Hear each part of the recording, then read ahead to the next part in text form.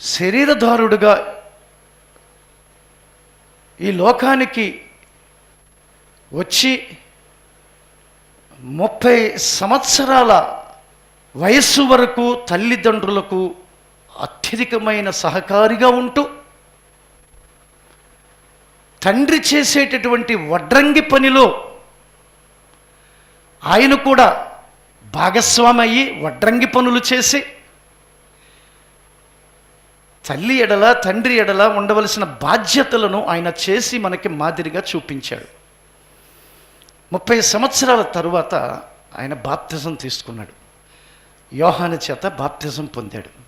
యోహాను కూడా నీ చెప్పులు మోయటానికి కూడా నేను పనికిరానయ్యా, నాతోటి బాప్తిజం నేను ఇవ్వటం ఏంటి నీకు అన్నాడు. నేను నీళ్లతోటి బాప్తిజం ఇచ్చాను కానీ ఆయన అగ్నితోటి ఆత్మతోటి బాప్తిజం ఇస్తాడు అని చెప్పాడు. ఇవన్నీ మనకు తెలుసు, స్మరణకు తెచ్చుకుంటున్నాం. ఒకవేళ మనం మర్చిపోయామేమో, ప్రభు త్యాగాలు ప్రభు యొక్క కార్యాలు మర్చిపోయామేమో, పరిశుద్ధాత్ముడు జ్ఞాపకానికి చేస్తున్నాడు. ఈ విధంగా బాప్తిజం పొందిన నాటి నుంచి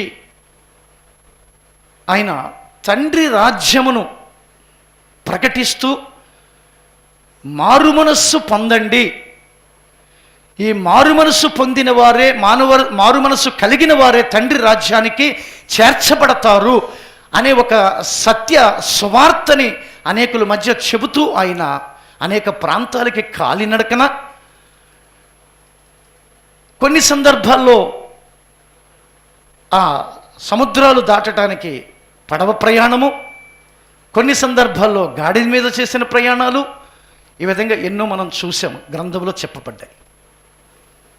ప్రియమైన వారలారా, ఇలా చెప్పుకుంటూ అనేకులకు స్వస్థత కార్యాలు, అద్భుత కార్యాలు, ఆశ్చర్య కార్యాలు వారి మధ్యన కనపరుస్తూ వారిని దేవుని రాజ్యం వైపుకి ఆకర్షించటానికి, దేవుని వాక్యం వైపుకి ఆకర్షించటానికి, వారికి ఉన్నటువంటి లోక మనస్సుని తొలగించి మారు మనస్సుని కలగచేయటానికి శతవిధాల ప్రయత్నం చేశాడు. నమ్మని వారి స్తోత్రాలు చెప్పండి. హల్లెలూయా. ఈ విధంగా సేవా పరిచర్యలు చేస్తూ ప్రయాసపడుతున్న దినాల్లో యెరూషలేముకి ఒక 5 కిలోమీటర్ల దూరంలో ఒక గ్రామం ఉంది. బేతనియా అనే ఒక గ్రామం ఉంది. ఆ బేతనియా అనే గ్రామానికి ఆ 3.5 సంవత్సరాల సేవా జీవితంలో కొంచెం అత్యధికమైన సమయాలు ఆ బేతనియా గ్రామానికి వెళ్ళినట్లుగా మనం చూస్తాం. ఈ బేతనియా గ్రామంతో ఈ కుగ్రామంతో ఒక అవినాభావ సంబంధము ప్రభువుకి ఏర్పడినట్లుగా గమనిస్తాం. అధికంగా గ్రామం దగ్గరికి వెళుతూ ఉండేవాడు. ఆ గ్రామములో ఒక కుటుంబము మధ్యలోనికి తరచుగా వెళ్తూ ఉండేవాడు. ఆ గ్రామానికి ఆ కుటుంబానికి ప్రేమైన వారలారా, యేసుక్రీస్తుతోటి విడదీయరానటువంటి ఒక అనుబంధం ఏర్పడింది. ఒక ఆత్మీయ అనుబంధం, ఒక ప్రేమ అనుబంధం ఏర్పడింది. స్తోత్రాలు చెప్పండి. హల్లెలూయా. ఎవరైతే ఆయనతోటి ఒక మంచి అనుబంధాన్ని ఏర్పరచుకోవడానికి ముందుకొస్తారో వారిని తరచుగా ఆయన దర్శిస్తూ ఉంటాడు, ఆయన ప్రత్యక్షతలు కనపరుస్తూ ఉంటాడు అనే సత్యాన్ని మనం గ్రహించాలి. ఈ బేతనియ 5 కిలోమీటర్ల దూరం ఉంటుంది యెరూషలేముకి. ఈయనకి అనుదిన కార్యక్రమాలు చూస్తే ఈ యెరూషలేం మందిరం దగ్గరలో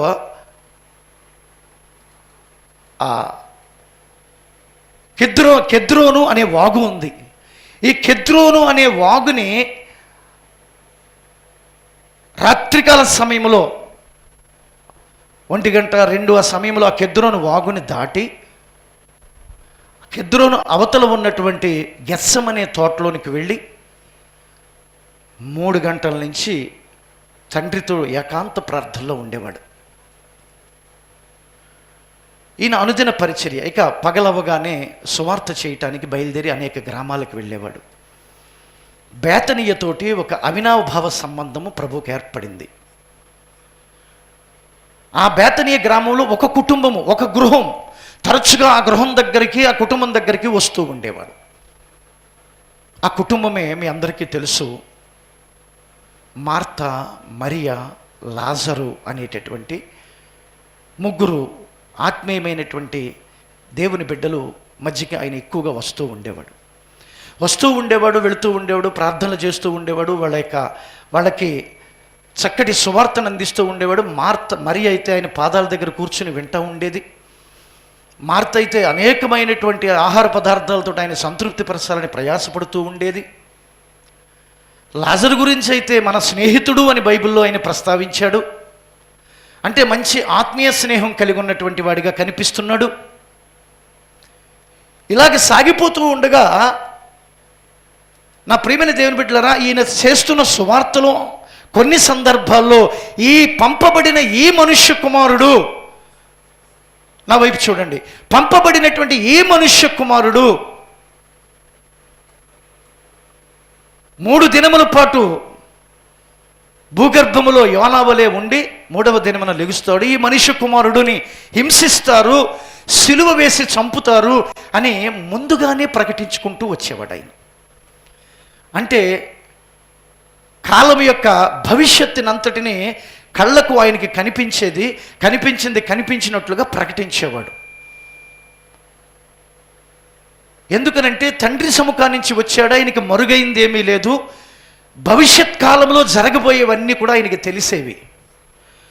ప్రియమైన దేవుని బిడ్డలారా, ఇటువంటి గొప్ప దైవశక్తి కలిగినటువంటి యేసుక్రీస్తు వారు శరీరధారుడై ఈ బేతనీయ నుంచి, ఈ యెరూషలేము నుంచి దూరంగా ఒక 40 కిలోమీటర్ల దూరం ఉన్నటువంటి యోర్దాను నది ప్రాంతంలో సువార్త చేయడానికి వెళ్ళాడు. స్తోత్రాలు చెప్పండి. యెరూషలేముకి ఈ బేతనీయకి దగ్గరగా 40 కిలోమీటర్ల దూరం ఉంటుంది యోర్దాను నది ప్రాంతం. ఆ ప్రాంతంలో సువార్త చేయటానికి వెళ్ళాడు. నేనేమంటాను అంటే ఆయనకి తెలిసే వెళ్ళాడు అంటాను. జరగబోయే ఒక సంగతిని గురించి ఆయన ఎరిగే వెళ్ళాడు అంటాను. ఈయన వెళ్ళిన తర్వాత ఆయనకి ఒక కబురు వచ్చింది, లాజరు రోగి అయి ఉన్నాడు అని. స్తోత్రాలు చెప్పండి. లాజరు రోగి అయి ఉన్నాడు అని కబురు వచ్చింది. కబురు తెలిసిన తరువాత 2 రోజులు ఆలస్యం చేశాడు అని వాక్యం చెబుతుంది 11:6లో. 2 రోజులు ఇంకా అధికంగా ఆలస్యం చేశాడు. 2 రోజులు అధికంగా ఆలస్యం చేశాడు. ఎప్పుడు? ఆల్రెడీ 2 రోజుల క్రితమే లాజర్కి రోగి ఉన్నాడని కబురు వచ్చింది. కబురు వచ్చిన తర్వాత మరొక 2 రోజులు అక్కడే ఉన్నాడు, ఆలస్యం చేశాడు, వెళ్ళటానికి ఆలస్యం చేశాడు. మనకేదో అనారోగ్యం కలుగుద్ది, మనకేదో ఆపద కలుగుద్ది, మనకేదో సమస్య కలుగుద్ది. నా ప్రభు ఏమైపోయాడు, నేను ఏం లోటు చేశాను నా ప్రభువుకి, నా ప్రభువు నాకు సమీపంగా లేడు, నా ప్రభువు నాకు దూరంగా ఉన్నాడు, అందుకనే నాకు ఈ ఆపద కలిగింది, అందుకే నాకు ఈ ప్రమాదం కలిగింది, అందుకే ఈ యొక్క దుర్దశ ఏర్పడింది అని మనం విలవిలలాడిపోతూ ఉంటాము. రోగి అయిన తరువాత కూడా 2 రోజులు, కబురు వచ్చిన తర్వాత కూడా 2 రోజులు ఆలస్యం చేశాడు. అసలు ఈ రోగం కలుగుద్దని ఆయనకు ముందే తెలుసు. నమ్మిన వారు స్తోత్రాలు చెప్పాలి. మీ నమ్మకాన్ని బట్టి మీకు ఆశీర్వాదాలు, మీకున్న విశ్వాసాన్ని బట్టి ఆశీర్వాదాలు. ఆయనకి తెలుసు ఎప్పుడూ బేతనీయ గ్రామంతో ఒక అటాచ్మెంట్ ఉంది, ఆ కుటుంబంతో ఒక మంచి అటాచ్మెంట్ ఉంది. ప్రియమైన దేవుని బిడ్డలారా, అయినా సరే ఈ కుటుంబంలో ఒక విపత్తు జరగబోతుంది, ఈ కుటుంబంలో ఒక ఆపద జరగబోతుంది, ఈ కుటుంబంలో ఒక మరణం జరగబోతుంది, ఈ కుటుంబంలో ఒక శోకం రాబోతూ ఉంది, ఈ కుటుంబంలో కన్నీరు ధారల వరే కారే సమయం రాబోతుంది అని తెలిసిన ప్రభువు 40 కిలోమీటర్ల దూరం వెళ్ళాడు. 40 కిలోమీటర్ల దూరాన్ని సువార్త చేస్తున్నాడు. అక్కడికి కబురు వెళ్ళింది, లాజరు రోగి అయ్యాడు అని. అయిన తరువాత కూడా 2 రోజులు ఆలస్యం చేశాడని వాక్యం చెప్తుంది. మనము అల్లాడిపోతూ ఉంటాము ఆయన ఆలస్యం చేస్తున్నందుకు, మన కార్యాలు జరగకపోతున్నందుకు, వాయిదా పడిపోతున్నందుకు, మన కార్యాలు మనం అనుకున్నవి తీరకపోతున్నందుకు మనం అల్లాడిపోతూ ఉంటాం. విడిచిపెట్టేవాడు కాదాయన, వదిలేవాడు కాదాయన. అక్కడ ఉండి అంటున్నాడైనా, లాజరు ఇప్పుడు 2 రోజుల తర్వాత ఆయన శిష్యులతో అంటున్నాడు, మన స్నేహితుడైన లాజరు నిద్రిస్తున్నాడు, మనము పోయి మేల్కొలిపెదము అంటున్నాడు. దేవునికి స్తోత్రం, హల్లెలూయా. యేసయ్య మాటలు అర్థం చేసుకోవడం చాలా కష్టం. ఆ ఆత్మీయ నడిపింపులు లేని వారికి అర్థం కాదు అది. శిష్యులు 12 మంది శిష్యులు అంటున్నారు, పడుకుంటే వాడే లెగుస్తాడులే, నువ్వు వెళ్ళి లేపాలేంటి, పడుకున్నవాడు నిద్రపోతున్నాడనే చెప్పాడు. నిద్రపోతుంటే వాడు లెగుస్తాడులే, వాడి రోగం కుదురుదు, లెగుస్తాడులే వాడు, అక్కడికి వెళ్ళాలి మనము. అక్కడ మొన్నే కదా రాళ్ళు తీశారు నీ మీద. అంత క్రితం ఒక రోజుని ఈ బేతనీయలో రాళ్ళు తీశారు ఆయన మీద రుబ్బటానికి. ఈ శిష్యులకు ఉన్న బాధ ఆయన మీద రాళ్ళు రుబ్బుతారని కాదు, ఆ రాళ్ళు అయ్యే మన మీద పడతాయని కూడా ఉన్నందుకు బాధ. అది ఏమర్థం చేసుకున్నారు? ఎన్నేళ్ళ జీవితం మంది క్రైస్తవ జీవితం. యేసుని అర్థం చేసుకున్నావా? యేసుతో ఒక అనుబంధాన్ని పెంచుకున్నావా? ఒక అవినావభావ సంబంధం ఏర్పడిందా? ఒక సాంగత్య జీవితం మనం చేస్తున్నామా? ఆత్మ కలిగిన వారు అర్థం చేసుకుంటారు, ఆత్మ లేని వారు ప్రకృతి సంబంధులు అని వాక్యం చెబుతుంది. దేవుని ఆత్మ ఎవరి మీదైతే ఉండదో వారు ప్రకృతి సంబంధులు అని యోధా పత్రిక స్పష్టంగా చెప్తుంది. వీళ్ళందరూ ప్రకృతి సంబంధుల్లాగా మాట్లాడుతున్నారు. కూడా ఉన్న శిష్యులు నిద్రపోతున్న వాడి కోసం మనం ఎందుకు వెళ్ళటము, మొన్నే కదా రాళ్ళు తీశారు, ఏదో మొత్తానికి తప్పించుకుని వచ్చాము అక్కడి నుంచి. ఇప్పుడు వెళ్తే మరి మన భారతదేశానికి వచ్చి సువార్త చేసినటువంటి ఆయన శిష్యుల్లో తోమా గారు అయితే ఏమంటున్నాడు, ముందుకు వచ్చి సావుకు సిద్ధపడినాడు, అందరం ఆయనతో బయలుదేరండి అంటున్నాడు. అంటే వద్దు అని అర్థం. బేతనీయ ప్రాంతానికి సావుకు సిద్ధపడిన వాళ్ళు బయలుదేరండి అంటున్నాడు. అంటే కొడతారు, చంపేస్తారని భయం. 2 రోజులు ఆలస్యం చేసి ఆయన బేతనీయ గ్రామానికి వచ్చాడు. స్తోత్రాలు చెప్పండి. బేతనీయ గ్రామం యొక్క పొలిమేరల దగ్గరికి ఆయన వచ్చాడు అన్నప్పటికీ మార్తకి మరియకి ఈ వర్తమానం వెళ్ళింది ఆయన వస్తున్నాడు అని. ఇక మార్త గబగబా పరిగెట్టుకుంటూ ఆయనకి ఎదురయ్యింది. మరియ ఇంట్లో కూర్చుని ఏడుస్తుంది, వాక్యం చెప్తుంది. బయలుదేరి ఆయనకి ఎదురయ్యి నీవిక్కడ ఉండి ఉంటే నా సహోదరుడు మరణించేవాడు కాదు అంది. అన్న తర్వాత మరొక మాట మాట్లాడద్ది. ఆ మాటే ఈరోజు మన యొక్క మూలపు వాక్యము. ఏం మాట మాట్లాడద్ది? నీవిక్కడ ఉండి ఉంటే నా సహోదరుడు మరణించేవాడు కాడు. ఇప్పుడైనా, తన తర్వాత మాట మాట్లాడద్ది. ఇప్పుడైనా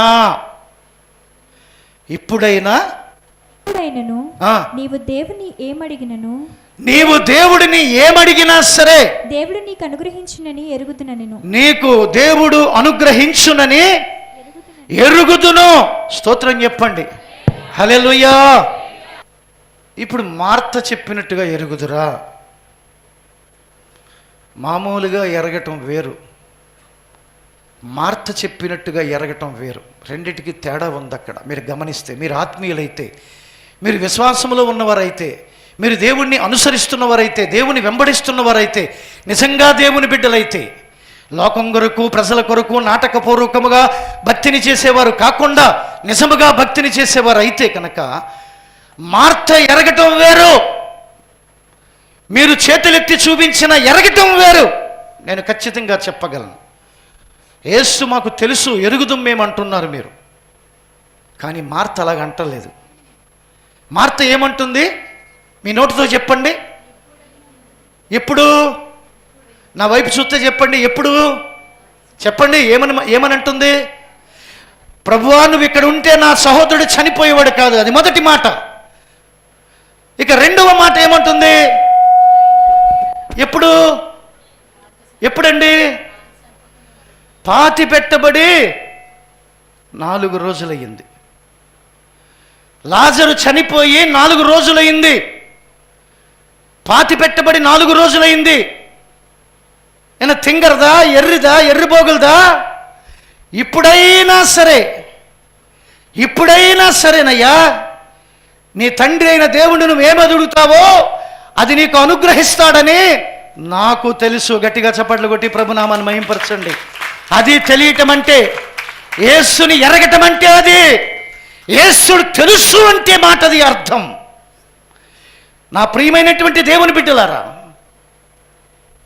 మనకి సువార్త ద్వారా దేవుణ్ణి ఎరిగి, దేవుణ్ణి నమ్ముకుని విశ్వసించి ఆయన సన్నిధానంలో సాగిపోతుని ఆయన ఎరగటం వేరు, చనిపోయి 4 రోజులయ్యే కుళ్ళిపోయినటువంటి శవం దగ్గర మాట్లాడుతున్నటువంటి మాట వేరు.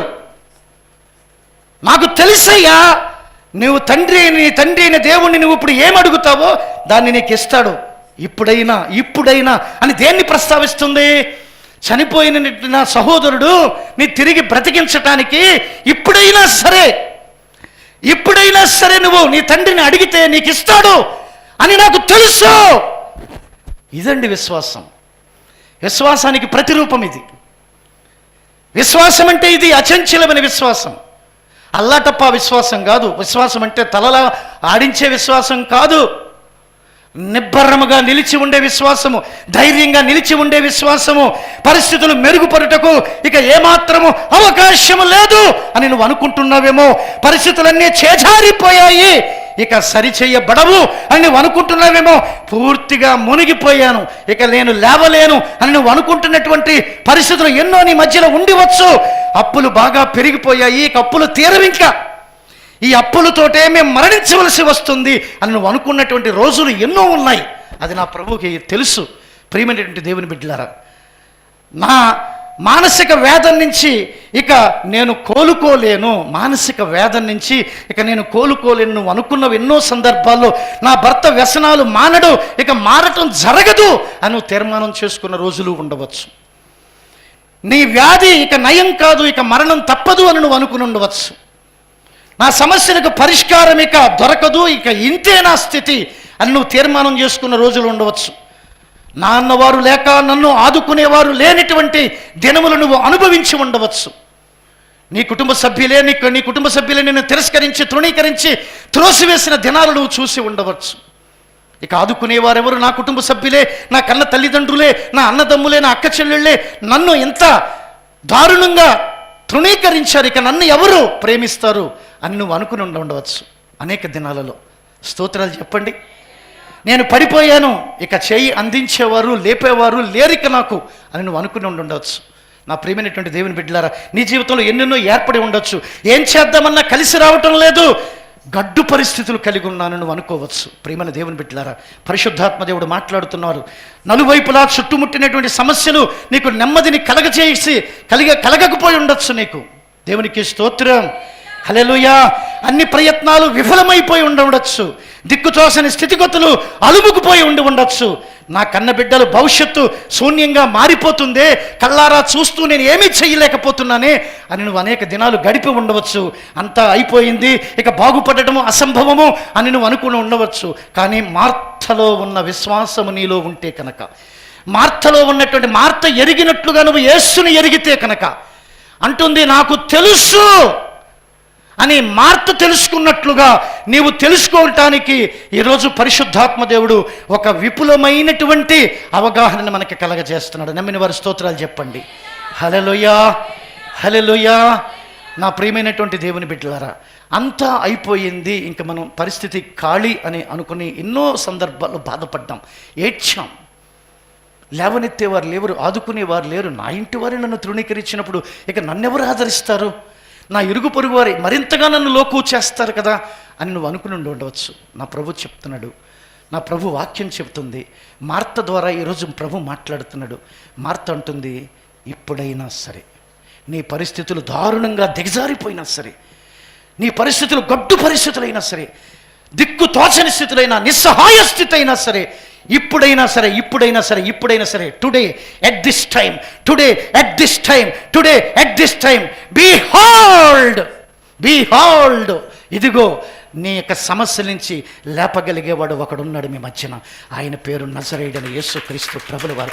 సృష్టికర్త, నోటి మాటతో భూమి ఆకాశాలను సృజించిన వాడు ఏదైనా చేయగలడు, ఏమైనా చేయగలడు. దేవునికి స్తోత్రం. నీ స్థితిని మార్చగలిగేవాడు, నీ పరిస్థితిని చక్కపరచగలిగేటటువంటి దేవుడు, ఒక దేవుడు ఉన్నాడు. స్థిరపరచువాడవు, బలపరచువాడవు, పడిపోయిన చోటే నిలబెట్టువాడవు. స్థిరపరచువాడవు, బలపరచువాడవు, పడిపోయిన చోటే నిలబెట్టువాడవు. ఘనపరచువాడవు, హెచ్చించువాడవు, మా పక్షము నిలిచి జయమిచ్చువాడవు. చేయగలవు, కథ మొత్తం మార్చగలవు, నీ నామముకే మహిమంతా తెచ్చుకొందువు. ఏమైనా చేయగలవు, కథ మొత్తం మార్చగలవు, నీ నామముకే మహిమంతా తెచ్చుకొందువు. యేసయ్యా, యేసయ్యా, నీకే నీకే సాధ్యము. యేసయ్యా, యేసయ్యా, నీకే నీకే సాధ్యము. మనం ఎరగటం, మనము యేసు తెలవటం వేరు, మార్తకు తెలవటం వేరు. ఈరోజున మార్త మనకి పాఠం నేర్పిస్తుంది, సజీవురాలుగా కనిపిస్తుంది మన మధ్యన. మార్త మనకి పాఠం నేర్పిస్తుంది. మార్త గురించి ఎంతో కాలం మనం నెగిటివ్గా ఆలోచించాం. మార్తలో ఉన్న పాజిటివ్ని చూడండి. మార్త ఎంతసేపు విస్తారమైన పనులు పెట్టుకుంటుంది, మరి మాత్రమే పాదాల దగ్గరుండి వింటుంది అని అనేక సందర్భాల్లో మార్తలో ఉన్నటువంటి ఆ లోపం గురించి మనం అనేక ధ్యానాలు చేశాం. మార్తలో ఉన్న పాజిటివ్ థాట్ చూడండి. విశ్వాసం అంటే ఇలా కదా ఉండాలి, విశ్వాసానికి మారు పేరు ఇదే కదా, విశ్వాసానికి ప్రతిరూపం మార్త కదా అని మనం గ్రహించేటటువంటి అవగాహన ఈరోజు మనకి పరిశుద్ధాత్ముడు ఇచ్చాడు. గట్టిగా చప్పట్లు కొట్టి ప్రభునామం మహింపరచండి.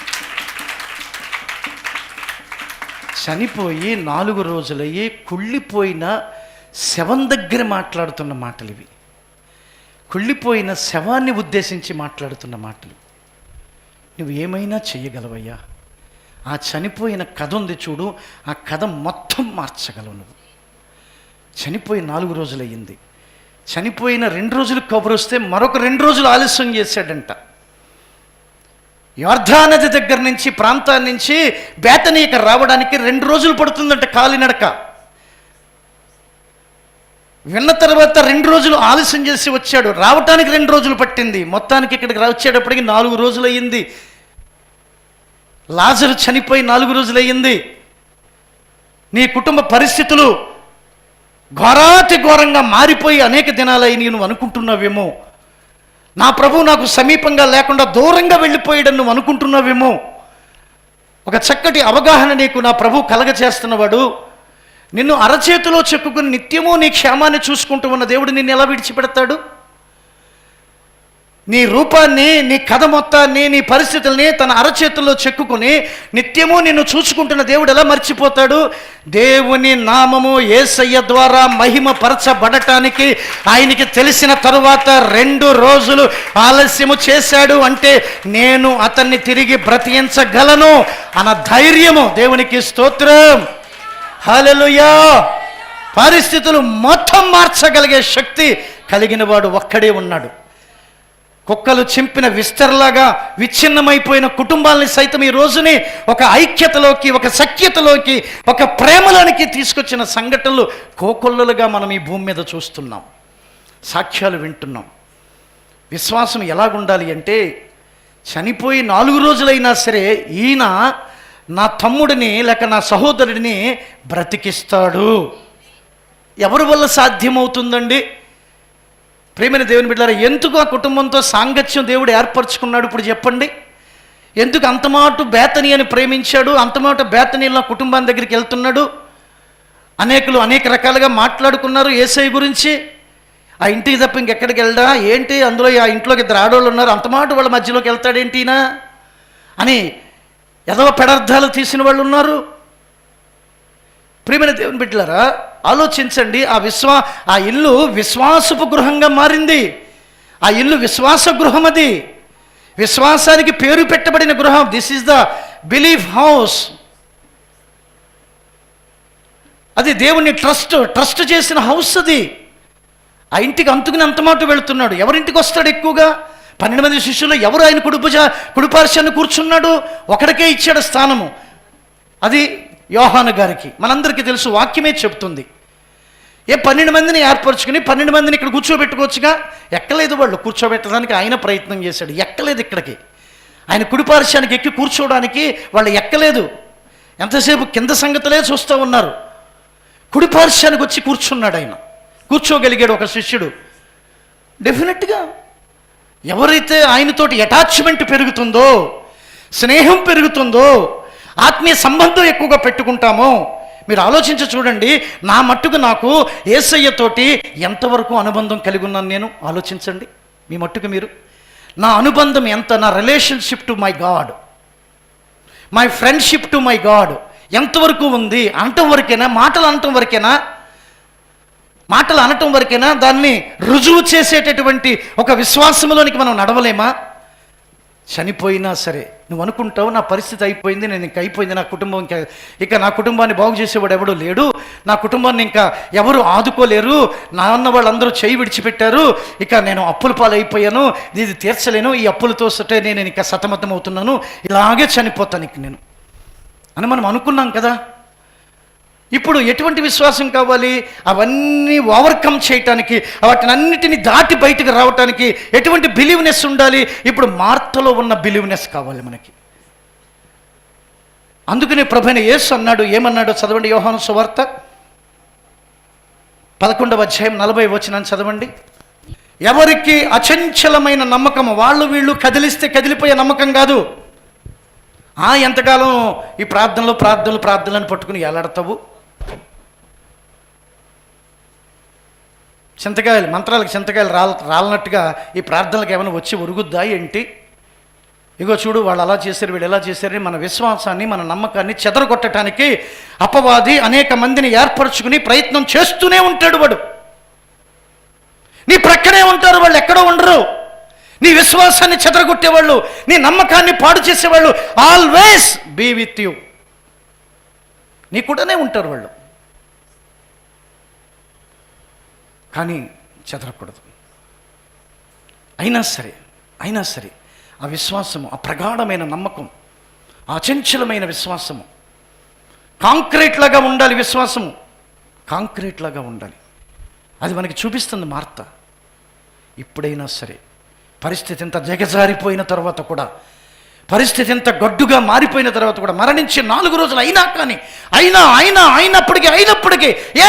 ఎస్ నువ్వు చెయ్యగలవు, నువ్వు చేస్తావు, నువ్వు చేసేవాడువు, నువ్వు అడిగితే నీ తండ్రి నీకు ఏదైనా ఇస్తాడు. ఎంత గొప్ప నమ్మకం అండి! ఏది మనకి వెతకటానికి కూడా దొరకట్లేదే మనలో. మరి దేవుని కార్యాలు జరగాలంటే ఎలా జరుగుతాయి? ఆయనంతటా ఆయనే దూరంగా వెళ్ళాడు, ఈ శ్రమని అనుమతించాడు. ఈ శ్రమ ద్వారా దేవునికి మహిమ కలగాలని 2 రోజులు ఆలస్యం చేశాడు. వెళ్ళిన తర్వాత వచ్చాడు ఆయన. ఉన్నావా అంటాం మనం. మనకున్న మధురమైన స్వరాన్ని ఎత్తి, ఎక్కడున్నావయ్యా నువ్వు, ఏమైపోయావయ్యా, నేను ఇన్ని సమస్యల మధ్యన కొట్టుమిట్టాడుతున్నాను, ఆదివారం రాలేదా, శుక్రవారం రాలేదా, నీకు దశంభాగం ఇవ్వలేదా, లేకపోతే అది చేయలేదా, ఇది చేయలేదా అని ఓ దీర్ఘాలు తీస్తా అసలు ఉన్నావా నువ్వు, ఎక్కడికి వెళ్ళిపోయావు అనుకుంటాం. ఆయన నీకు దూరమైనా నీ క్షేమం కొరకే దూరం అవుతాడు. నీ సమస్యలు తెలిసే దూరం అయ్యాడు. లాజరు చనిపోతాడని తెలిసే ఆయన దూరంగా వెళ్ళాడు. అయినా మరి బ్రతికించగలడు అని తెలిసే ఆయన దూరంగా వెళ్ళాడు. దేవుని మహిమ ఈ భూ ప్రజల మధ్యన చూపించాలి అని ఆయన దూరంగా వెళ్ళాడు. నీకు సమస్యను దేవుడు అనుమతించాడు, గుర్తుపెట్టుకోండి. ఆ కుటుంబాన్ని ఎంతగా ప్రేమించాడో, ఆ కుటుంబాన్ని ఎంతగా ఆదరించాడో, ఆ కుటుంబం దగ్గరికి ఎన్ని సందర్భాల్లో అందరికంటే అధికముగా అన్నిసార్లు ఆ కుటుంబం దగ్గరికి వెళ్ళిన దేవుడే ఆ కుటుంబానికి ఒక శ్రమని అనుమతించాడు. శ్రమ అనుమతించడం దేవుని నామము మహిమపరచబడటానికే. నమ్మిన వారు గట్టిగా స్తోత్రాలు చెప్పండి. ఈ శ్రమ ఎందుకు వచ్చిందని నువ్వు ఏదో ఒక ఏలియాలాగా ఎలీషాలాగా ఫీల్ అయిపోమావద్దు. ఏలియా ఎలీషాలు చేసిన భక్తిలాగా ఫీల్ అయిపోవద్దు. మన భక్తి ఏ పాటిది?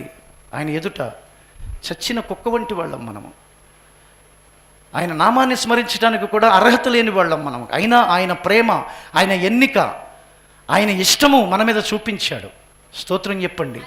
హల్లెలూయా. కనుక మీ హృదయములలో ఎటువంటి గడ్డు పరిస్థితులనైనా, ఎవరు చెరిపినా చెదరని విశ్వాసం, మీకు మార్తలో ఉన్న విశ్వాసం మీలో ఉంటే దేవుడు తిరిగి ఆయనంతటా ఆయనే మీ దగ్గరికి వస్తాడు. వచ్చి మీ కార్యాలన్నిటినీ సఫలీకృతం చేస్తాడు. దేవునికి స్తోత్రం. హల్లెలూయా.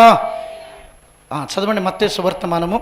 అదే, నీవు నమ్మిన ఎడల దేవుని మహిమను చూచెదవు. అంటే దేవుని యొక్క మహత్తరమైన కార్యాలు మనం చూడగలుగుతాం. ఆ నమ్మకమే మన మీద ఉంచాలి. అది లేకే కదా ప్రభు ఏమన్నాడు, నమ్ముట నీ వలన అయితే. నా వైపు చూడండి అందరూ. నమ్ముట నీ వలన అయితే అని మనల్ని ఉద్దేశించే చెప్పాడు. అంటే నమ్మలేకపోతున్నామని ఆయన తెలిసింది. వీళ్ళు నమ్ముకున్నామని అంటున్నారు పెదవులతోటి, కానీ వాస్తవానికి హృదయపూర్వకంగా వీరికి నమ్మకం లేదు. మనం ఎందుకంటే మరి ఇతర అరేంజ్మెంటుల్లో ఉంటాం కదండి. ఆయన దగ్గరికి వెళ్ళి చూపించుకోవడం, పసర్లు పోయించుకోవడం. మరి మనకి ఇంకా ఇతర విశ్వాసాలు ఉన్నాయి కదా. చూసి 2-3 ప్రార్థనలు చూసి ఇక తగ్గట్లేదు అంటే పెంటపాడు సాయిబు గారి దగ్గరికి వెళ్ళిపోదాము, అక్కడ తగ్గిపోద్దని అనుకుంటున్నాం కదా. మన ప్రభువుని మనమే కించిపరుస్తున్నాంగా, మన ప్రభువుని మనమే చులకనగా చూస్తున్నాముగా. మరి ఎలా చేస్తాడు మన దగ్గరికి వచ్చి? చనిపోయి 4 రోజులు అయింది, కుళ్ళిపోయి అక్కడ వాసన కొడతా ఉంది శవం. అయినా సరే ఎప్పటికైనా ఆ మాటను గుర్తుపెట్టుకోండి. ఎప్పటికైనా నీ కుటుంబ పరిస్థితులు, నీ వ్యక్తిగతమైన పరిస్థితులు ఎంతగా దిగజారిపోయినా, పాతాళము లోయల వరకు దిగజారిపోయినా తిరిగి లేపగలిగేవాడు ఒకే ఒక్కడు. సవాలుగా చెప్తున్నాను, ప్రపంచానికి చాటి చెప్పినవాడు. ప్రపంచ ప్రజలందరూ వచ్చి ఆయన పాదాల దగ్గర సాగిలపడుతూ ఉన్నారు. నీవే దేవుడు అని అంగీకరిస్తూ ఉన్నారు. ప్రియమైన దేవుని బిడ్డలారా, అలాంటి శక్తి కలిగిన దేవుడి దగ్గరకు వచ్చి అంటుంది, ఇప్పటికైనా నువ్వు చేస్తావయ్యా. మరి చేసి చూపించాడుగా. ఆ విశ్వాసం నిలబడిపోయిందా లేదా? ఆ విశ్వాసం కాపాడబడిందా లేదా? ఊరికినే ఆవిడ అందే, ఊరికినే ఈయన కూడా అన్నాడా? అలా జరిగిపోయిందా? లేదే. ఇద్దరూ కలిసి వెళ్ళారు అక్కడికి. ఆ రాయిని తీయమన్నాడు. ప్రభు వాసన వస్తుంది, పర్వాలేదు తీయన్నాడు. తీశారు. తీసిన తర్వాత లాజరు వచ్చేయమ్మ బయటికి అన్నాడు. అంతే, ఇంకేమీ లేదు. నా స్నేహితుడైన లాజరు బయటకు వచ్చేయమ్మ అన్నాడు. అంతే, వచ్చేసాడు. ఎంత మహత్తరమైన కార్యం జరిగింది. అదే లాజరు బ్రతికిన తర్వాత ఆ గ్రామంలో అనేకులు చూశారు. యేసయ్య మళ్ళీ కృతజ్ఞత కూడికి పెట్టాడు. యేసయ్యని పిలిచాడు. యేసయ్యకి మంచి వంటలు చేసి, నీ ప్రతాపం అంతా చూపించక్క, మార్తక్క వంటలు బాగా చేస్తావు కదా, నీ ప్రతాపం అంతా చూపించి యేసయ్యని పిలిచాను భోజనానికి అన్నాడు. మొత్తం మంచిగా వంటలు చేశారు.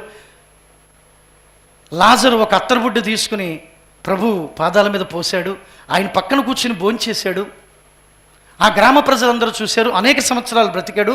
తర్వాత మరలా శరీరానికి రావలసిన సహజ మరణం పొంది మళ్ళీ నిద్రించాడు. దేవునికి స్తోత్రాలు చెప్పండి. హల్లెలూయా, హల్లెలూయా. మహత్యము, దేవుని మహత్యము మనం నమ్మితే చాలు. ప్రభు అన్నాడు, నువ్వు నమ్ముట నీ వలనైతే అన్నాడంతే. అంతకుమించి ఏమైనా చేయమన్నాడా? నీ ఆస్తి ఇవ్వటం నీ వలనైతే అన్నాడా? నిలువు దోపిడీ నువ్వు చేయటం నీ వలనైతే అన్నాడా? అన్నాడండి. పొర్లు దండాలు పెట్టడం నీ వల్ల అయితే అన్నాడా?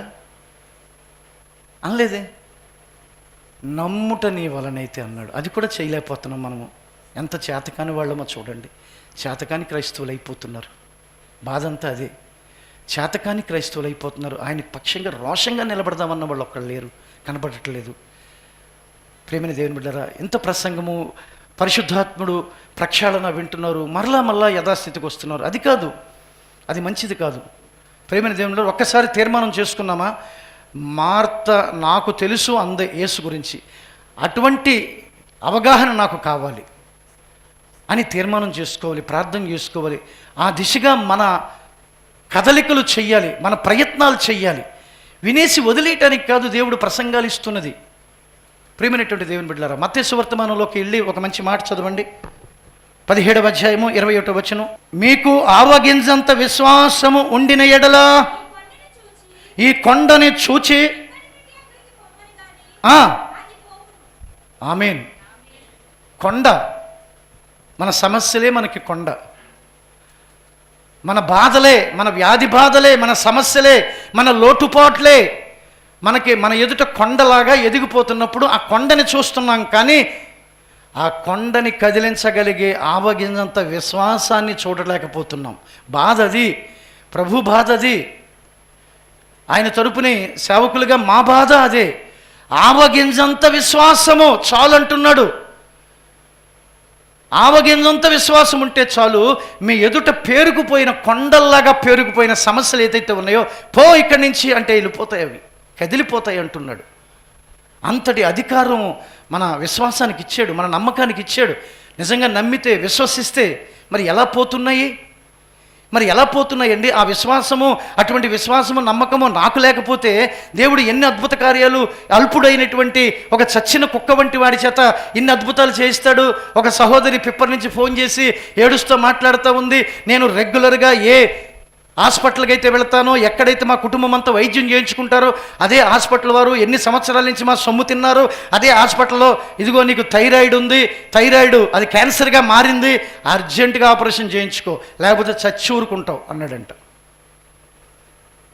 ఎన్నో సంవత్సరాల నుంచి వారు సొమ్ము తింటున్న హాస్పిటల్, ఎన్నో సంవత్సరాల నుంచి వైద్యం చేయించుకుంటున్నారు నమ్మకంగా. తనకిద్దరు కొడుకులు, తనకు హాస్పిటల్లో రెగ్యులర్గా ఏదొచ్చినా వెళ్తారు, చూపించుకుంటారు వాళ్ళ కుటుంబం అంతా.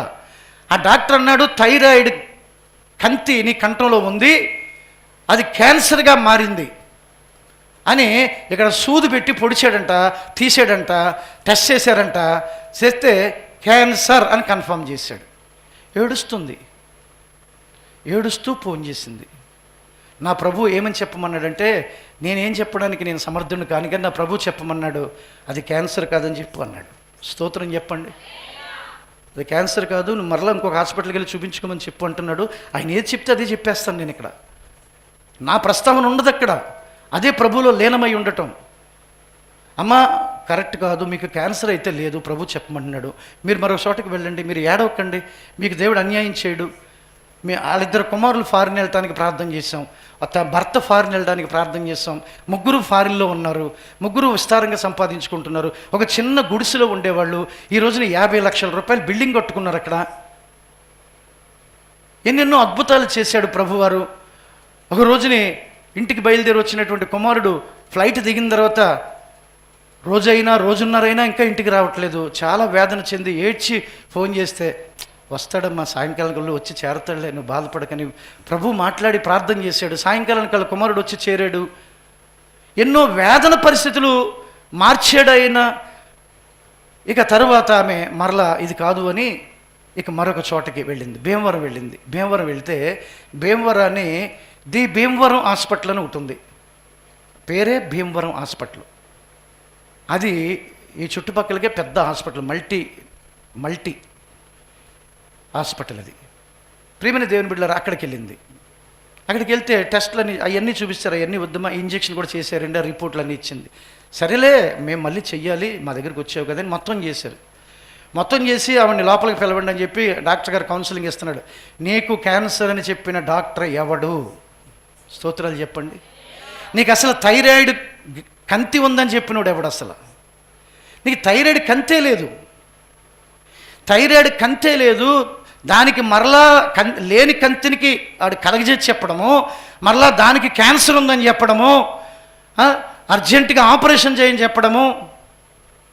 చూసారా, కథ మొత్తం మార్చాడు ప్రభువారు. అక్కడ చేసింది వైద్యులే, ఇక్కడ చేసింది వైద్యులే. ఒక చోటే చదువుకున్నారు అందరూ. ఒక కాలేజీలో ఒకలాగా, ఒక కాలేజీలో ఒకలాగా వైద్యం గురించి చెప్పరు, అన్ని చోట్ల ఒకలాగా చెప్తారు. కానీ అక్కడికి వెళ్తే పరిస్థితిని మొత్తం మార్చాడు. అక్కడి నుంచి ఫోన్ చేసి ఇక ఎలా పడితే అలాగా ఏడుస్తూ, నాకు ఆ ఆనందంలో నుంచి ఏడుపు వచ్చేసి, అంత క్రితం ఏడ్చిన ఏడుపుకి ఇప్పుడు ఏడుస్తున్న ఏడుపుకి తేడా కనపడుతుంది.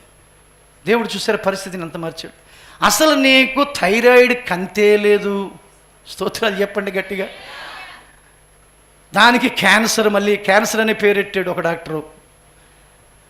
కనుక ఏ డాక్టర్లు ఏ ప్రలోభం కోసము ఎవరిని మోసం చేయడానికి ప్రయత్నం చేసినా నీకు ఒక డాక్టర్ ఉన్నాడు, గుర్తుపెట్టుకోండి. నువ్వు ఒక డాక్టర్ని సంపాదించుకున్నావు. ఆయన పేరు పరమ వైద్యుడు. ఆయన నీ పక్షంగా ఉంటాడు, నీ కన్నీటిని చూస్తాడు, నీ వ్యాధ, నీకు కలిగిన భయాన్ని.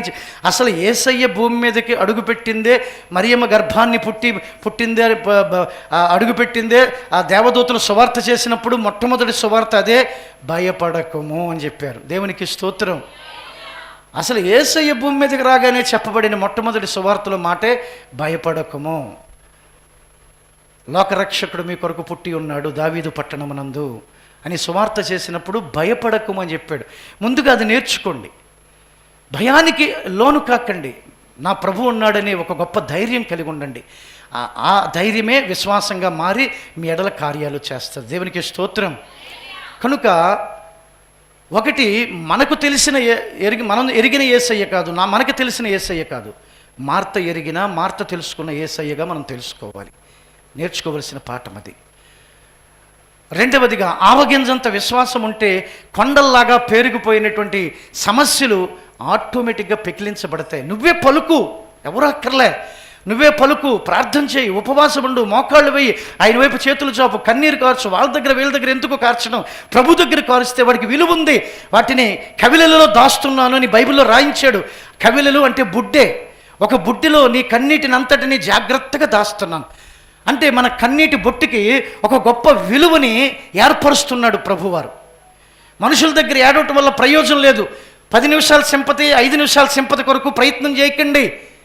ప్రియమైన దేవుని బిడ్డలారా, దేవుని సింపతి కొరకు, శాశ్వతమైన సింపతి, ఆయన దయా అనుగ్రహము మన మీద ఉండునట్లుగా యేసయ్య దగ్గర కన్నీరు కారుద్దాం. ఇప్పుడైనా అనే మాట మరలా మనము ఏవేలు ప్రవచన గ్రంథంలో కూడా చూస్తాం. ఇప్పుడైనా మీరు ఉపవాసం ఉండి కన్నీరు కారుస్తూ మనఃపూర్వకంగా తిరిగి నా వద్దకు రండి అంటే, ఆయన దగ్గర తప్పిపోయావేమో, ఆయన భక్తురాలివే, ఆయన భక్తుడివే, కానీ కొన్ని పరిస్థితుల వల్ల తప్పిపోయావేమో, కొన్ని పరిస్థితుల వల్ల ప్రార్థనకి దూరం అయ్యావేమో, కొన్ని పరిస్థితుల వల్ల సన్నిధానానికి రాలేకపోతున్నావేమో. ఇప్పుడైనా సరే ఉపవాసం ఉండు, కన్నీరు కార్చు, మనస్ఫూర్తిగా మనస్సుతో రమ్మంటున్నాడు. వద్దు, నువ్వు వేరే 100 ఆలోచనలు పెట్టుకుని మందిరానికి రావద్దు. దాని బట్టి 100 ఆలోచనతో బట్టి ఉండు. మందిరం మానేసే, నో ప్రాబ్లం. మందిరానికి వచ్చామంటే మనస్ఫూర్తిగా రావాలి. మనస్సు ప్రభుకి అర్పించాలి. మనస్సే ఆయనకి ఇష్టమైన ధూప నైవేద్యం, ఆయనకి ఇష్టమైన ఇంపైన సువాసన. కనుక మన హృదయాన్ని, మనస్సుని ప్రభువుకి ఇవ్వటానికి రావాలి. మనస్ఫూర్తిగా దేవుని ఆరాధించడానికి రావాలి. మనస్ఫూర్తిగా దేవుని వాక్యాన్ని వినటానికి రావాలి. స్తోత్రాలు చెప్పండి. హల్లెలూయా. అనేక సంఘాల కన్నా మన సంఘంలో ఒక ధన్యకరమైన జీవితం. అనేక సంఘాల్లో వాక్యం చెబుతూ ఉంటారు, చక్కగా బెంచీలు ఉంటాయి, బెంచీల్లో కూర్చుంటారు. వారికి ముందు డెస్క్ ఉంటుంది. డెస్క్లో బైబిల్ పెట్టుకోవడానికి డెస్క్ పెట్టారు, కానీ వీళ్ళ సెల్ ఫోన్ పెట్టుకోవడానికి బాగుంటుంది. వీళ్ళకి సెల్ ఫోన్ పెట్టుకుంటారు, చక్కగా కనపడేలాగా కాస్త ఇలా వాల్చుకుంటారు. ఇలా వాలాలి కదా, ఇలాగ వాల్చుకుంటారు. చాటింగ్లు జరుగుతూ ఉంటాయి. ఏరా ఎక్కడికి పోయావు, నన్ను కనపడలేదే, నీకోసం చాలా సేపు చూశాను. ఇవి చాటింగ్లు. మహాదరిద్రం అంతా కూడా మందిరంలో చూపిస్తున్న అనేక మందిరాలు, అనేక సంఘాలు ఉన్నాయి. దేవుని అపారమైన మహాకృపను బట్టి ఒక క్రమశిక్షణ, ఒక క్రమము, ఒక క్రమశిక్షణ, దైవికమైనటువంటి ఆ డివైన్ డిసిప్లైన్, ఆ డివైన్ పంక్చువాలిటీ మన మినిస్ట్రీలో ప్రారంభం నుంచి ఈ రోజు వరకు ఎక్కడా చెక్కు చెదరలేదు. దేవుని స్తుతిస్తూ ఉన్నాను. దేవునికి స్తోత్రం. హల్లెలూయా, హల్లెలూయా. ప్రియమైన వర్లరా, కనుక దేవుని మందిరం అంటే భయం ఉండాలి. ఆళ్ళ వంక ఏళ్ళ వంక చూడటం కాదు. ప్రియమైన దేవుని బిడ్డలారా, మందిరం వచ్చామంటే దేవుని వైపు మాత్రమే చూడటానికి రావాలి. దేవునికి స్తోత్రాలు చెప్పండి. దేవుని ముఖదర్శనం కొరకు రావాలి. ప్రభు ఈ రోజు నేను ఆ ముఖాన్ని చూస్తే చాలు, ప్రభు ముఖాన్ని నేను చూస్తే చాలు, అంతే. నాకున్నటువంటి సమస్యలన్నీ పటాపంచలు అవుతాయి, వాటి నుంచి విడిపించబడతాను. ఖచ్చితంగా ఒక నూతన కార్యం దేవుడు నా పట్ల చేస్తాడు. ఎందుకంటే వాగ్దానం చేసిన వాడు నమ్మదగిన దేవుడు, నమ్ముకోదగిన దేవుడు. ఇదిగో నేను ఒక నూతన క్రియను చేయుచున్నాను, అది ఇప్పుడే మొలుచును. ఆమెనండి, ఇప్పుడే మొలుస్తుందంటది. ఆయన చేసే నూతన కార్యము ఎప్పుడో కాదు, అది ఇప్పుడే మొలుచును అని యెషయా 44లో ప్రభు మాట్లాడుతున్నాడు కదా. కనుక ప్రియమైన వారలారా, విశ్వాసము ఆవగింజంతన్నా ఉండాలి. అంటే ఆవగింజంత కూడా లేదనే కదా ప్రభు చెప్పాడన్నమాట. ఆవగింజంత లేని విశ్వాసులు కూడా దేవునికి విశ్వాసులుగా సాగిపోతున్నారు. ప్రయాణం అవుతుంది, రోజులు గడిచిపోతున్నాయి, సంవత్సరాలు గడిచిపోతున్నాయి. ఆవగింజంత విశ్వాసం కూడా లేకుండానే వారి దినాలు గడుపుకుంటున్నారు. కనుకనే ప్రభు అంటున్నాడు, ఆవగింజంత ఉంటే చాలయ్యా. దేవునికి మహిమ కలుగును గాక. అదే మత్తయి సువార్తమానము 21:21 చదవండి. అందుకు యేసు, మీరు విశ్వాసము కలిగి సందేహపడకుండిన ఎడల ఈ కొండను చూచి నీవు ఎత్తబడి సముద్రములో పడవేయబడుదువు గాక అని మీరు చెబితే అలా జరిగిపోద్ది. విశ్వాసము కలిగి సందేహపడక, రెండిటిని లింక్ చేసి చెప్తున్నాడు. విశ్వాసము కలిగి ఉండాలి, at the same time doubt ఉండకూడదు నీకు. You should believe at the same time without doubt. You should believe at the same time without any doubts. సందేహాలు జరుగుద్దా, అవుద్దా, మరొక ప్రయత్నం చేసుకోవాలా, ప్రార్థన చేసాం అవుద్దా, మరొక ప్రయత్నం చేసుకోవాలా. మన సన్నిధిలో ప్రార్థన చేసి పలానా కాలేజీలో సీటు కావాలంటే పలానా కాలేజీలోనే సీట్ ఇచ్చిన సంఘటనలు ఎన్నో ఉన్నాయి. గట్టిగా స్తోత్రాలు చెప్పండి. ఒక అబ్బాయికి సంవత్సరం పాటు అన్యుడు ఒక అబ్బాయి సంవత్సరం పాటు జ్వరంతో బాధపడ్డాడు. వాళ్ళ తండ్రి 1,00,000 ఆ రోజుల్లో, నేను చెప్తున్నాను ఆ రోజుల్లో, దోస్ డేస్ అంటే maybe some 10-15 years back, 1 lakh పైన ఖర్చు పెట్టాడు ఓన్లీ జ్వరం తగ్గటానికి. వాళ్ళ నాన్నగారు చేను, మన చర్చికి వచ్చే విశ్వాస చేను పక్కనే, ఏదో కోతలు కోస్తున్నారు, ఏదో పొలంలో పని చేసుకుంటున్నారు. ఏదో సందర్భంలో చెప్పాడు, మా అబ్బాయికి జ్వరం తగ్గట్లేదు సంవత్సరం నుంచి. తాడేపూడి నుంచి వచ్చి పెట్టాడయ్యా ఒక ఆయన చర్చి మా ఊర్లో, నీరా అసలు ఎలాంటివి అయినా పోతున్నాయి రా అన్నాడు. ఇలాంటివి ఎన్నో చూసాములే, మేము ఎన్నో గుళ్ళకి తిరిగాములే అనలేదు అతను. అలాగా కొడుకుని తీసుకుని వచ్చాడు, ప్రార్థనలు చేశాము. ఈ సంవత్సర కాలం జ్వరం వల్ల ఇంటర్మీడియట్ సెకండ్ ఇయర్ చదువంతా పోయింది. ఫస్ట్ ఇయర్ పాస్ అయ్యాడు, సెకండ్ ఇయర్ చదువంతా పోయింది. ప్రేమైన దేవుని బిడ్డలారా, ఆ దినాల్లో ఆ కాలేజీ వాళ్ళ దగ్గరికి వెళ్ళి ఒక వితిన్ 2 monthsలో జ్వరం తగ్గిపోయింది. మహిమ చెల్లించండి ప్రభుకి, హల్లెలూయా. 2 monthsలో జ్వరం పోయింది, మొత్తం ఇంకా అలా విడిచిపెట్టిపోయింది. ఇంకా కుమారుడికి జ్వరం అనేది ఎరగడు. తరువాత చదువు ఆగిపోయిందన్న అన్నారు. జ్వరం తగ్గడంతో వాళ్ళు ఫ్యామిలీ ఒక్కొక్కరు రావటం మొదలుపెట్టారు. వాళ్ళ అమ్మగారు, వాళ్ళ చెల్లి, వాళ్ళ నాన్నగారు అందరూ ఒక్కొక్కరు ఈ అబ్బాయి గురించి వస్తాం మొదలుపెట్టారు. ప్రభులో స్థిరపడటం, వాక్యం వినటం, విశ్వాసం పెంచుకోవడం వస్తున్నారు. సంవత్సరం చదువు పోయింది. నాకు చదువు భవిష్యత్తు పోయిందన్న ప్రార్థన చేస్తే నేను మళ్ళీ ఇంటర్మీడియట్ ఎగ్జామ్ రాస్తానన్నాడు. రాయి, ప్రభు తప్పనిసరిగా నీకు తోడుగా ఉంటాడు, నీ విశ్వాసం నిన్ను పాస్ చేస్తుంది, ప్రార్థన చేద్దామని చెప్పి మళ్ళీ సంవత్సరం కాలేజీకి వెళ్ళిన అబ్బాయితో సెకండ్ ఇయర్ కట్టిస్తే ఒక్క సబ్జెక్ట్ ఆగిపోయింది, అన్ని సబ్జెక్టులు పాస్ అయిపోయాడు. దేవునికి స్తోత్రాలు చెప్పండి. తర్వాత ఆ సబ్జెక్ట్ పాస్ అయిపోయాడు. ఆ సబ్జెక్ట్ కూడా ఎంసెట్ రాశాడు. ఎంసెట్ రాస్తే భీమవరం అని వచ్చింది.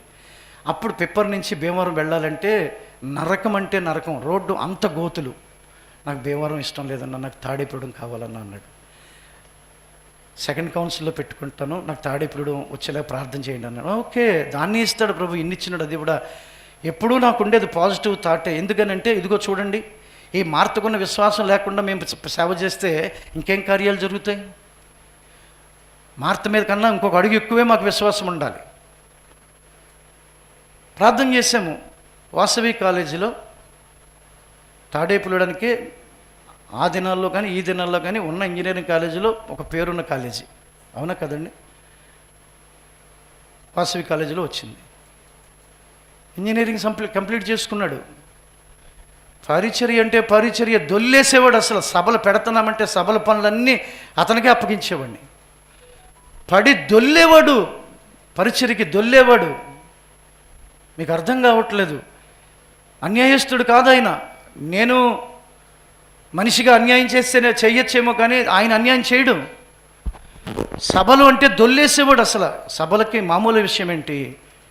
7-8 మంది వచ్చే సభకి ఆ ప్రాంగణాన్ని సిద్ధం చేయడం అంటే సామాన్యమైన విషయమా? 7-8 మందికి భోజనాలు రెడీ చేయాలంటే సామాన్యమైన విషయం అండి? అలాంటి సభలు పెట్టేవాడిని. ఈ సంవత్సరమే నేను పెట్టలేకపోయాను, రిటైర్ అయిపోవడం వల్ల. నా ప్రతి సంవత్సరం కూడా నా జీతంతో చేసేవాడిని. విశ్వాసాలు ఇవ్వలేదని కాదు, కానీ ఓ మూలకు కూడా వచ్చేవి కాదు అవి.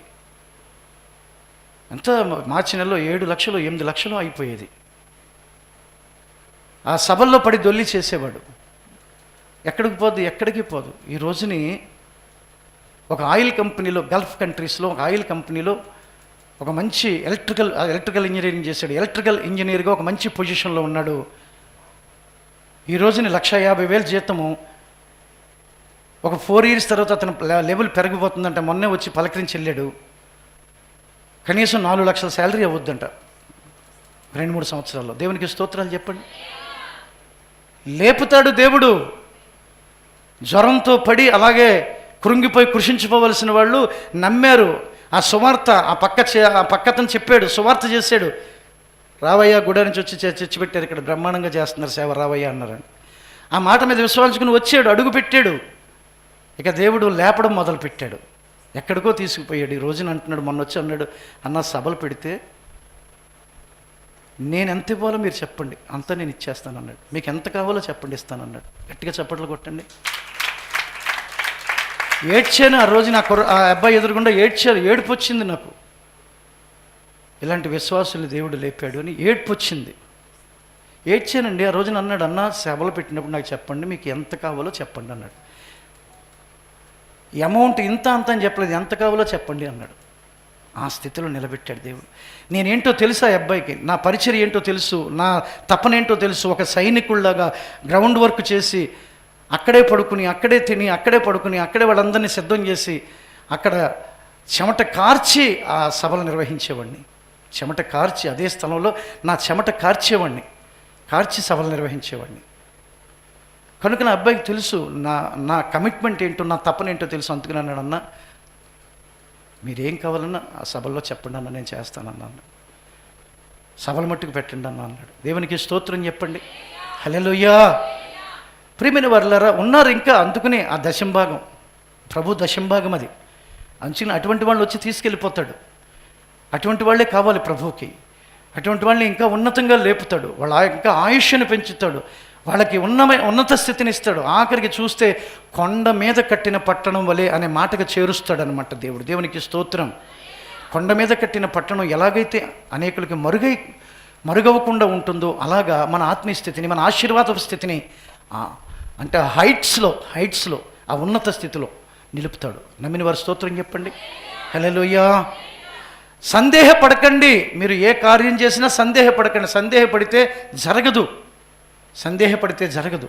నా ప్రియమైన దేవుని బిడ్డలారా, సందేహపడిన తోమాకి మరలా ప్రత్యక్షమయ్యి మరలా ఆయన గాయాలు రేపబడినట్లుగా ఒక్కసారి నా డొక్కలో ఏలు పెట్టి చూడవయ్యా అన్నాడు. ఏలు పెట్టి చూస్తే నువ్వు నమ్ముతావు. నా పొడిచిన డొక్కలో ఈ పక్కటెముకలు పొడిచారు బళ్ళెం పెట్టి, ఒక్కసారి ఏలు పెట్టు అన్నాడు. ఒక్కసారి ఏలు పెడితే అతనికి అదంతా రక్తమయం. బెజ్జం అక్కడున్న బెజ్జం అక్కడే ఉంది, అక్కడున్న గొయ్యి అక్కడే ఉంది. అప్పుడు కానీ తన సందేహం నివృత్తి అవ్వలేదు. అంతవరకు తెచ్చుకోవద్దు. ప్రభు అన్నాడు, విశ్వాసం ఉంచండి, సందేహపడకండి. కొండని సైతము, ఇదిగో నా ఎదుట ఉన్న ఈ ఆటంకపు కొండ సముద్రములో పడవేయబడును గాక అని మీరు ఆజ్ఞాపిస్తే వెళ్ళి పడిపోతుంది అది. దేవునికి స్తోత్రం. హల్లెలూయా. హల్లెలూయా. 22వ వచనాన్ని కూడా చదవండి. మీరు ప్రార్థన చేయునప్పుడు వేటిని అడుగుదురో అవి దొరికెనని నమ్మిన ఎడల మీరు వాటినన్నిటినీ పొందుకొందురుగాక. ఆమేన్, ఆమేన్. ఈ అచంచలమైన విశ్వాసము ఎల్లప్పుడూ మన హృదయాల్లో ఉండాలి. ప్రార్థన చేస్తున్నాము, అడుగుచున్నాము, ఖచ్చితంగా మనకి అది దొరికాయి అని మనం నమ్మాలి. మనం ఏదైతే ప్రార్థనలో ప్రభుని అడిగామో అవి మనకి దేవుడు ఇచ్చాడు.